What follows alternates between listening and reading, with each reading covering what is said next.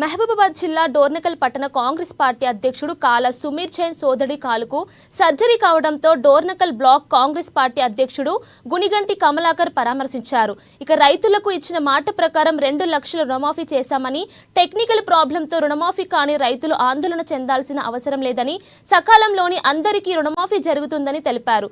హరీష్ రావు కేటీఆర్ రైతుల గురించి మాట్లాడే అర్హత లేదని, బీఆర్ఎస్ ప్రభుత్వంలో కనీసం రైతులకు ₹1,00,000 రుణమాఫీ చేయలేదన్నారు. దీనిని జీర్ణించుకోలేక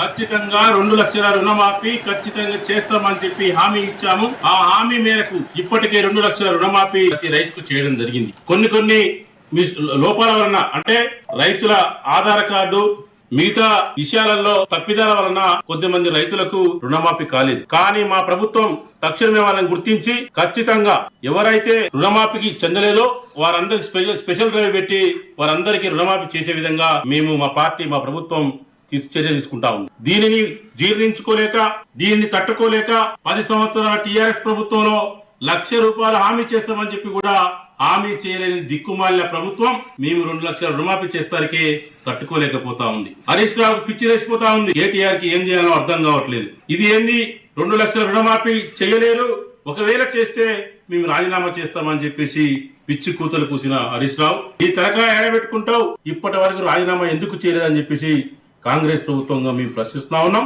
ఇప్పటికే మా నియోజకవర్గ అభివృద్ధి ప్రదాత మా డాక్టర్ రామచంద్ర నాయక్ గారు ఇప్పటికే అనేక